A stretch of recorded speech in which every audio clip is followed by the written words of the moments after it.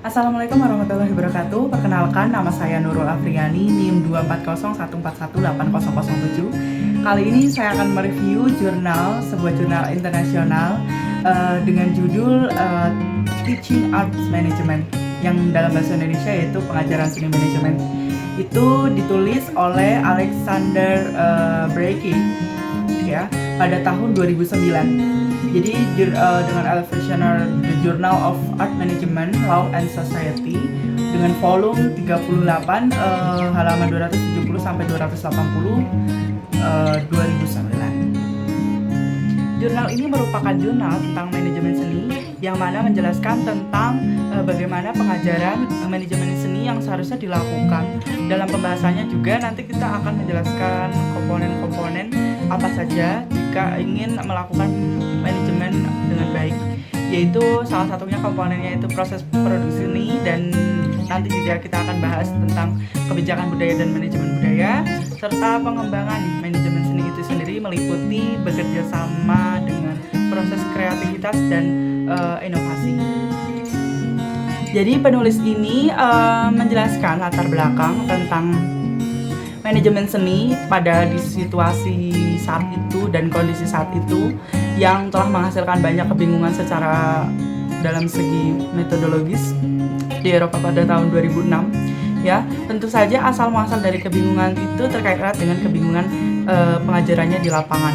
Artinya tentang kurang terbentuk dengan baik bagaimana pengajaran manajemen seni pada saat itu. Jadi sehingga si penulis Breaking tersebut membuat jurnal tentang Teaching Art Management. Jadi tujuan dari penulisan ini adalah untuk memetakan jalur yang diambil oleh para peneliti yang mencoba untuk mendefinisikan bidang atau disiplin manajemen seni, sekaligus mengangkat pertanyaan tentang posisi seni dan proses artistik, kreatif, dan inovasi dalam praktik penelitian dan pengajaran. Nah, yang sudah saya katakan tadi bahwa manajemen seni itu harus ada hal yang harus diperhatikan, yaitu salah satunya proses produksi seni untuk mencapai tujuannya. Nah, di sini juga ada kutipan dari John Tusa tahun 1997 nomor 38 bahwa manajerialisme itu harus menjadi alat bukan tujuan. Sebuah metode daripada yang mutlak, aturan praktis daripada tablet batu, sistem analisis bukan obat mujarab untuk setiap masalah. Nah, sistem manajemen atau manajerialisme itu harus menjadi alat, itu memang betul ya, karena untuk apa sih? Yaitu untuk alat bantu kita memproduksi seni itu dalam mengelola,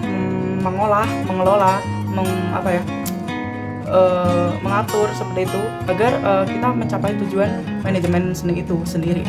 Misalkan seperti contoh dalam bidang kesenian misalkan ya, saya memberi salah satu contoh bidang seni-senian yang seni rupa.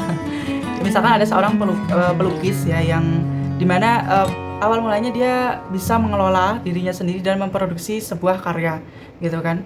Kemudian setelah lukisannya itu diproduksi dan maju, maka ia membutuhkan orang lain sebagai asistennya, yaitu misalkan sebagai pembuat kanvasnya, sebagai pembuat bingkainya, seperti itu. Nah, kemudian setelah itu jika ia dikenal secara meluas baik nasional ataupun internasional ya, tentu ia akan memerlukan sistem manajer. Dia memerlukan seseorang manajer juga yang dapat mengatur produksi jenis apa dan kepada siapa harus dijual si lukisannya itu. Dan manajer ini juga akan mencari mencari semua peluang bisnis seni, ya kan? Terus ia akan membentuk jaringan di tingkat nasional, di tingkat global dengan galeri-galeri internasional yang memiliki nama, sehingga manajemennya lebih kompleks dibandingkan ketika ia masih awal merintis. Jadi ketika sistem manajemen itu bekerja dengan baik kepada personal si seniman ini, itu akan konteksnya itu lebih, sasarannya itu lebih kompleks, lebih internasional dan lebih mudah. Nah ini, jadi kebanyakan rata-rata seorang seniman itu juga belum tentu bisa memanajemen karyanya sendiri, atau proses produksinya itu belum bisa dia manajemenkan sendiri. Jadi yaitu kalau artinya pentingnya manajemen seni itu ya ini, ketika kita juga sebagai seorang seniman misalkan, terus kita juga bisa memahami manajemen itu sendiri, ya udah berarti dalam satu orang itu kita sudah mengelola atau memproduksi, kita sudah berhasil berproduksi, melakukan produksi seni itu dengan baik. Tetapi kalau misalkan kita punya karya, kita berproduktif, kita berproduksi karya, misalkan yaitu melakukan melukis seperti itu, tetapi kita tidak bisa manajemen, ya akhirnya kita membutuhkan orang lain untuk memanajemen karya kita. Jadi itu pentingnya ketika kita bisa menjadi orang yang bisa manajemen diri sendiri, manajemen karya-karya kita sendiri, itu adalah sesuatu yang harus dipelajari dan bahkan akan berfungsi dan bakal diterapkan untuk kehidupan di masa akan datang. Ya, nomor 2 yaitu kebijakan budaya dan manajemen budaya. Dan ada salah satu kutipan dari Milena Dragicevic tesis dalam Yilmaz 2001 nomor 10, yaitu manajemen budaya terkait erat dengan kebijakan budaya dan semuanya tentang menciptakan peluang bagi orang-orang di sekitar budaya untuk mengembangkan dan menerapkan ide mereka. Jadi dalam konteks Eropa, pengelolaan budaya tidak terlepas dari kebijakan budaya tersebut. Faktor global menjadi pertimbangan ketika melihat keterkaitan antara pengelola dan kebijakan. Siswa-siswa diajarkan untuk menjadi proaktif dalam hal masalah kebijakan, terlepas dari bidang manajemen tertentu. Nah, dari sisi seniman atau pelaksana budaya, terdapat ekspektasi yang tinggi dalam hal kebijakan budaya ini memberikan para seniman ini peran penting dalam perkembangan masyarakat secara keseluruhan. Nah, jadi refleksi kritis dan pemikiran analisis seperti ini dengan pendekatan interdisipliner dan integrasi dengan ilmu sosial lebih penting untuk aliran pemikiran seperti ini. Bahkan jika hasilnya bukan keterampilan berorientasi pada produk pun, umumnya diharapkan dari manajer seni masa depan. Yang ketiga yaitu gaya wirausaha. Pengembangan manajemen seni yaitu bekerja sama dengan kreativitas dan inovasi.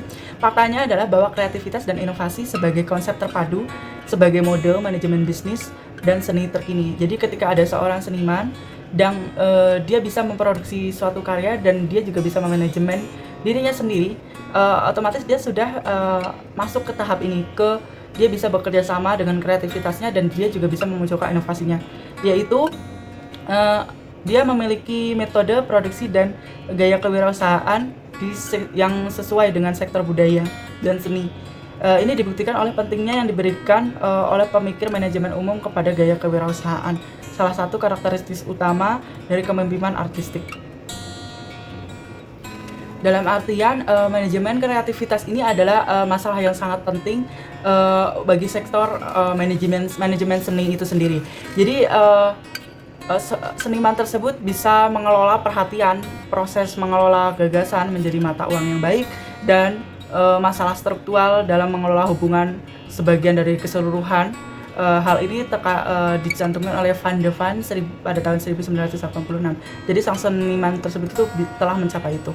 Keragaman dan strategi yang muncul, tidak adanya perencanaan, dan melemahnya otoritas manajerial itu akan sangat berdampak pada seniman yang ataupun semua orang yang belum bisa memanajemen. Nah, demikian. Jadi kita mengetahui bahwa fungsi-fungsi dari manajemen itu sangat penting sekali sebagai sebuah peranata sosial yang kalau diterapkan secara baik akan menjamin kontinuitas kesenian itu sendiri, dan kebudayaan itu juga akan mengalami perkembangan.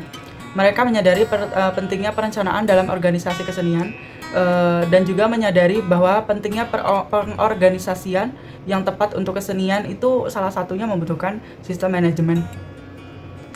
Nah, demikian juga di bidang seni, manajemen diperlukan untuk kelangsungannya dan perkembangannya.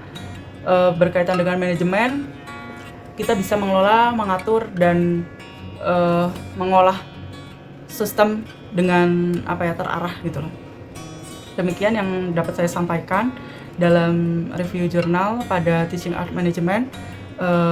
Terima kasih. Wassalamualaikum warahmatullahi wabarakatuh.